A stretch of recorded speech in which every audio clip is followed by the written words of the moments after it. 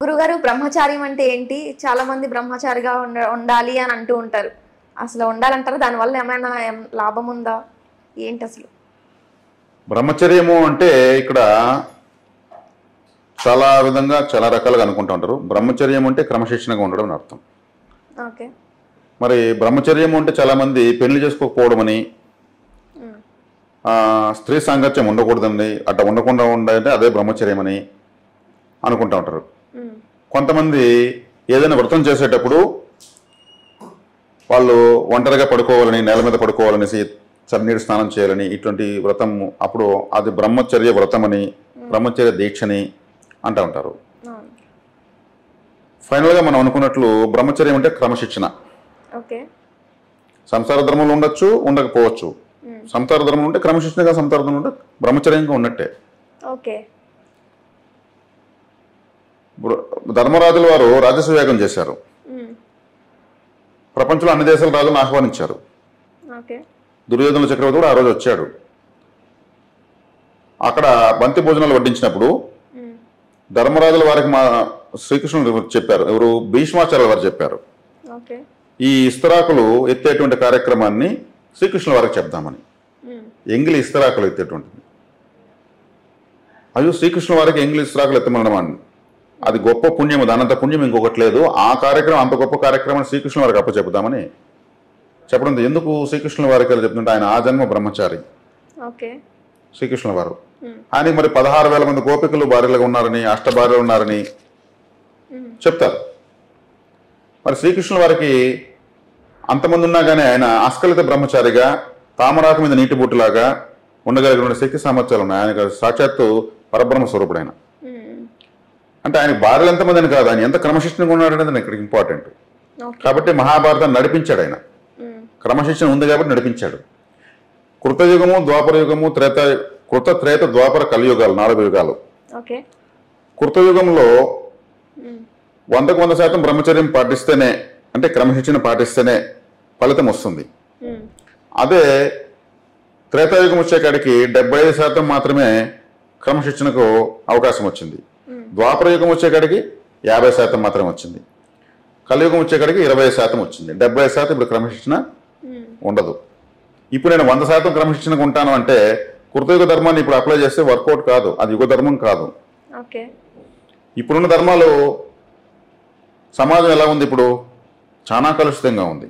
Social media ప్రభావాలు కావచ్చు, సమాజంలో వింత వింత పోకడలు కావచ్చు, పాశ్చాత్య సంస్కృతి సాంప్రదాయాలు కావచ్చు, వీటన్నిటినీ అధిగమించి ఎవరైతే అందరూ అనుకుంటున్న బ్రహ్మచర్యాన్ని ఎవరు సాధించలేరు. కాబట్టి తనకు మారిన ధర్మం పనికిరాదని ఒక మాట ఉంది. ముందు నేను, నా కుటుంబము బాగుందా, అన్ని చూసుకున్నానా, ఆ తర్వాత ఇంకెవరికైనా ఏదైనా చేయగలిగినానా అప్పుడు చేయాలి. తనకు ఉపయోగం లేకుండా తన కుటుంబాన్ని గాలికి వదిలేసి ప్రజాసేవ చేసేదానికి పోతే అది క్రమశిక్షణ కాదు, బ్రహ్మచర్యం కాదు. ఒక అడవిలో ఒక ఆశ్రమం ఉంది. ఆశ్రమంలో గురువు, శిష్యులు ఉన్నారు. గురువు చాలా క్రమశిక్షణగా బ్రహ్మచర్య వ్రత దీక్షతో వాళ్ళకు విద్య నేర్పిస్తున్నాడు. 2 సన్యాసులు, అంటే 2 యువకులను ఒక పని పైన అడవి దాటి ఒక గ్రామంలో పని పెట్టాడు. వీళ్ళిద్దరూ వెళ్తున్నారు అడవిలో. ఒక నీటి వాగు ఒకటి అడ్డంగా వస్తుంది అక్కడ, ఆ దారిలో. అక్కడ దాన్ని దాటుకుని వెళ్ళాలి. అక్కడికి వెళితే ఒక అందమైనటువంటి, ఒక యుక్త వయసు ఉన్నటువంటి ఒక కన్య అక్కడ కూర్చొని ఉంది. వీళ్ళు చూశారు, వీళ్ళు బ్రహ్మచారులు కదా, చూశారు. కానీ వీళ్ళేం పలకరించలేదు. అంటే వీళ్ళకు బ్రహ్మచర్య దీక్షలో ఉన్నారు కాబట్టి పరస్త్రీని చూడకూడదు, మాట్లాడకూడదు అనేటువంటి ఒక దీక్ష ఉంటుంది. ఆమె పలకరిస్తుంది, ఎవరండి మీరు వెళ్తున్నారు? నేను ఒంటరిగా ఒక స్త్రీ ఉంటే చూసేదని గొప్ప వాళ్ళలాగా ఉన్నారు, ఇక చూస్తే అడవిలాగా ఉంది, మరి ఏమమ్మా ఎందుకు ఇలా ఉన్నావు, ఒక పలకరించారా, అసలు మీకు మీ గురువు నేర్పించింది ఇదేనా అని అడుగుతుంది. వాళ్ళకు ఎక్కడో తగులుతుంది, అరే కరెక్టే కదా ఏమి చెప్పేది, చెప్పండి అమ్మా మీరెవరు ఏమి అంటే, నేను కూడా వెళ్తున్నాను, వెళ్ళాలి, ఈ నీళ్ళలో దిగి నేను వెళ్ళలేను, నాకు భయంగా ఉంది, కొట్టుకుని పోతానని, నన్ను దాటించరా అని అడుగుతుంది. ఒక వ్యక్తి గబాలను వెనక్కి ఇంకో వ్యక్తి రామ్మ అని చెప్పి భుజం పైన కూర్చోబెట్టుకుని ఆ నీళ్ళలో దిగి అవతల ఒడ్డు చేర్చి దించేసి వెళ్ళిపోతాడు. నమస్కారం చేస్తున్నామే, నమస్కారం చెప్పేసి వెళ్ళిపోతాడు. అలా వెళ్తూ ఉంటే వీళ్ళు మౌనంగా వెళ్తూ ఉంటారు. ఒక 5 కిలోమీటర్లు వెళ్ళిన తర్వాత ఇంకొక వ్యక్తి, ఎవరైతే భుజం పైన ఆ స్త్రీని అటువైపు దాటించాడో ఆ వ్యక్తి కాకుండా ఇంకో వ్యక్తి ఉన్నాడు కదా, నువ్వు చేసిందేం నాకు నచ్చలేదు అంటాడు. ఇతను ఉలిక్కిపడి నేనేం చేశాను అంటాడు. అంటే వ్రత దీక్ష వ్రత భంగం అయిపోయింది నీకు ఈరోజు, నువ్వు కలుషితం అయిపోయినావు అంటాడు.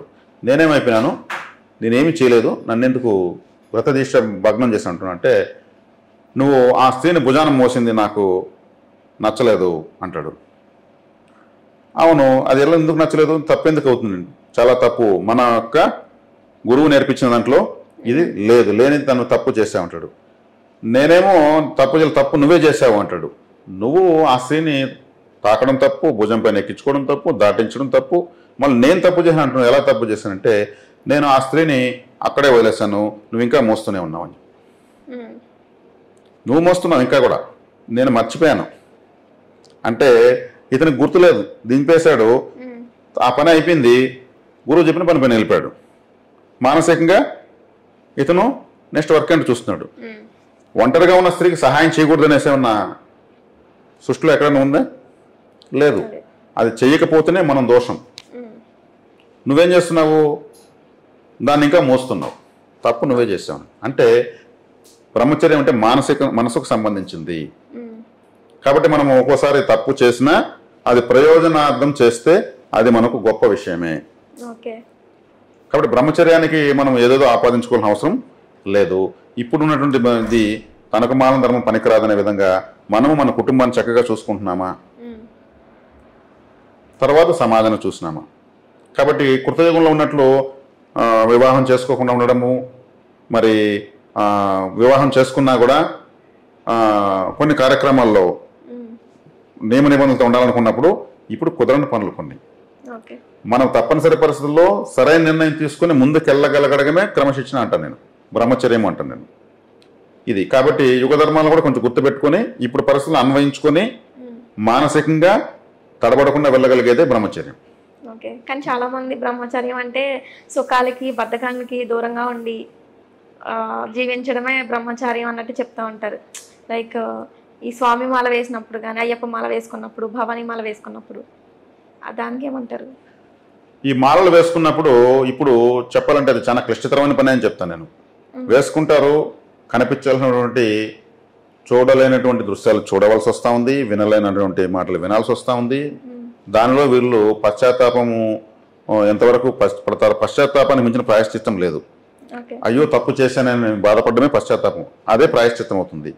కానీ ఎంతవరకు వీళ్ళు దాన్ని సమన్వయం వెళ్తున్నారో ఆ దీక్షలో ఉన్న వాళ్ళు మనం చెప్పలేం, చాలా కష్టమైన పని. కాబట్టి దీక్ష భవానీ మాల వేసి ఇంకొక మాల వేస్తేనే దీక్షలో ఉన్నట్టు కాదు, అది వేయకపోయినా పవిత్రంగా ఉండగలిగేది అంతకన్నా గొప్ప విషయం. చాలా కష్టమవుతుంది. ఇప్పుడు చాలామంది ఈ ధూమపానం లాంటివి ఎవరికి తెలియకుండా వాళ్ళు దాన్ని సేవించి తర్వాత మళ్ళీ వెలుగులోకి వస్తున్నట్టు కూడా ఎంతోమంది ఉన్నారు దీక్షలో ఉన్నవాళ్ళు. దానికి అడిక్ట్ అయ్యి దాన్ని నియంత్రించుకోలేకుండా, అంటే నేను ఏ దురలవాట్లను ఈ దీక్షలో ఉన్నప్పుడు చేయలేదు అని చెప్పుకోవడం కోసం. కాబట్టి వాళ్ళు అప్పుడు ఆ దీక్ష అలా ఉన్నప్పుడు అది వేయకుండానే ఉండొచ్చు, కంటిన్యూగా ఉండొచ్చు కదా. అంటే భక్తి అనేది మనసుకు సంబంధించింది, ప్రవర్తనకు సంబంధించింది, వేషానికి సంబంధించింది కాదు. మనసుకు కాషాయం కట్టాలి కానీ దేహానికి కాదు కాషాయం కట్టాల్సింది. భవానీ దీక్షకు ఎర్రటి గుడ్డలు వేస్తారు, ఆ బట్టలు మనసుకు ధరించండి, అమ్మవారు కనిపిస్తుంది. బట్టలు వేసుకుని అంతకుముందు ప్రవర్తిస్తున్న విధంగా దుష్ప్రవర్తనతో చేస్తే ఆ దీక్షకు ఆ మాలధారణకు అవమానం చేస్తుంటే. కాబట్టి ఏదైనా దీక్షలు క్రమశిక్షణలు బ్రహ్మచర్యలు అనేవి మనసుకు సంబంధించినవి తప్పితే మాటలకు సంబంధించినవి వస్త్రాలకు వస్తువులకు సంబంధించినవి కాదు. అంటే బ్రహ్మచర్యాన్ని మనం ఇప్పుడు ఈ రోజు ఉన్న పరిస్థితులకి ఇలా కరెక్షన్ చేసుకోవాల్సి వస్తుంది. అది